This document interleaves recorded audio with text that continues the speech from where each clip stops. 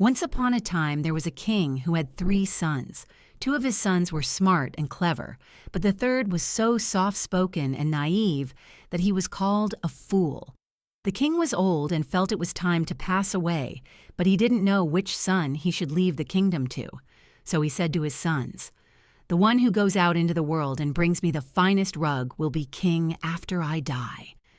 To keep his sons from fighting each other, the king blew 3 feathers into the air in front of the city gate and said, "Each of you go where the feathers blow." 1 feather flew east, another flew west, but the 3rd feather didn't get very far and fell straight to the ground. The fool prince sat down and was grieving, when suddenly he noticed that there was a door lid next to the feather. He lifted it up, found a staircase, and went down. Then he came to another door. The door opened, and inside sat a big, fat toad, and around him were many, many little toads. When the fat toad was asked what he wanted, he replied, "I want to have the most beautiful, finest carpet in the world." Then the big toad called out to the little toad and said, "Little green one, bring me a big box." The little toad brought the box, and the fat toad opened it and took out the rug that was inside to the foolish prince, and it was a rug so beautiful and fine that no one on earth could have woven it like that. He thanked the fat toad and went up to the top of the earth. The other 2 older brothers thought the youngest was a fool and would bring nothing, so they just offered the king the coarse cloth that the shepherdess they had met at the beginning was wearing. Then the foolish prince also returned and offered the most beautiful rug. When the king saw it, he was amazed and said, "According to the law, the kingdom belongs to the youngest." But the other 2 brothers said that it was impossible for a fool to become king, so they asked for a new condition. "I will give the kingdom to the one who brings me the most beautiful ring." The king then threw 3 feathers in the air, telling the 3 brothers to follow them wherever they flew. The fool prince's feather landed again by a door on the ground, so he went down again to where the fat toad was, and told her that she must bring him the most beautiful ring. The toad immediately brought out a ring from her great chest, which was sparkling with precious stones and so beautiful that no goldsmith on earth could have made it. When the fool prince showed the gold ring, his father spoke again, "I bequeath this kingdom to him."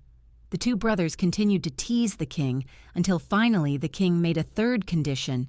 Whoever brought the most beautiful bride would have the kingdom. Then he threw 3 feathers into the air again, and they flew away just like the last time. The foolish prince went straight down to the fat toad and said, "I must take the most beautiful bride." The toad replied, "The most beautiful bride. It is not in your hands right now, but you will have it." The toad gave him a yellow turnip, hollowed out and dug up, with 6 little mice tied to it.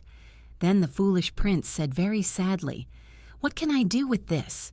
The toad replied, "Sit one of my little toads in it."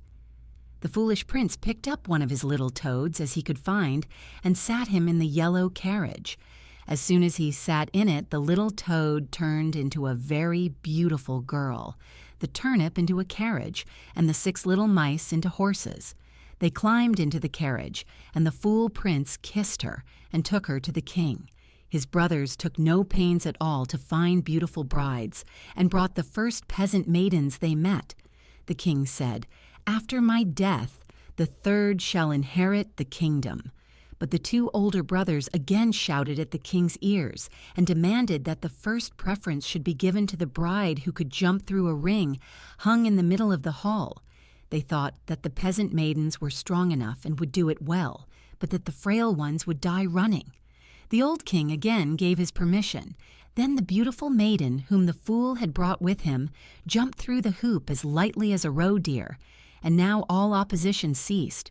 So the fool prince inherited the throne and ruled the country wisely for a long time. Today we're going to look at an interesting story called The 3 Feathers. It's not just an old tale, it's a mystical story that reveals secrets hidden deep within our minds. Just like an explorer discovering a new land, we can use this story to better understand ourselves.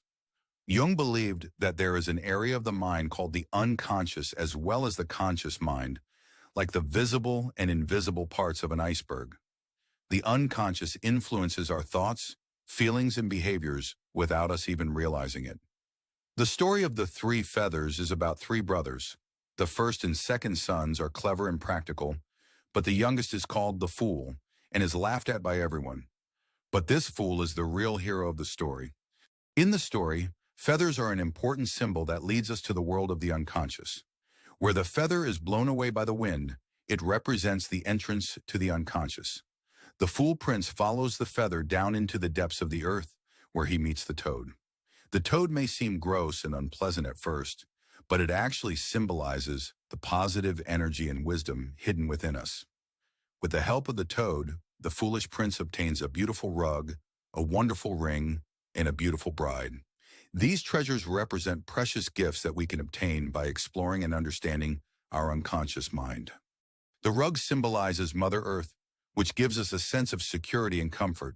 The ring represents eternal union and promise. And the beautiful bride is anima, which symbolizes our inner creativity and intuition.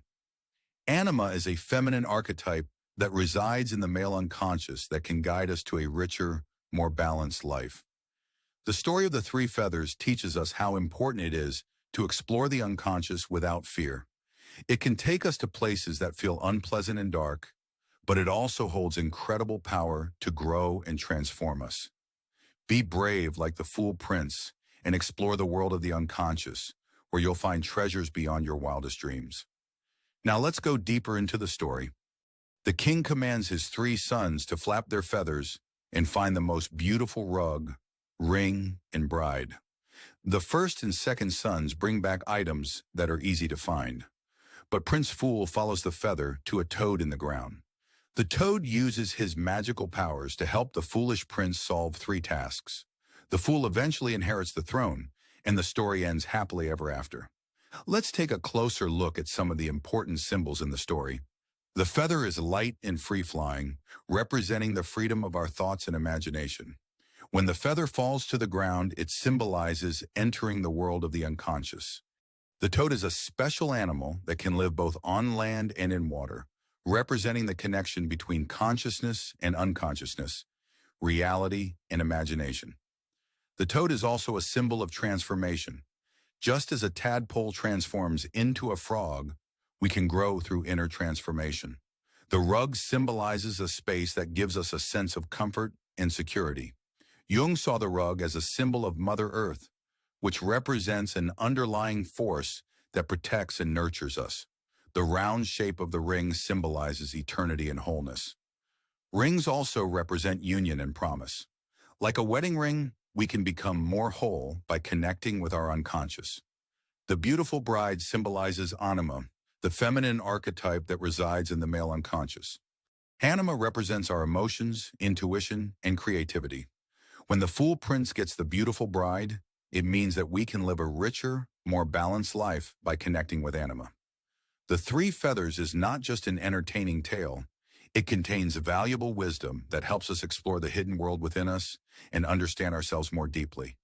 I encourage you to be brave like the fool prince and explore the world of the unconscious, where you'll find something amazing about yourself.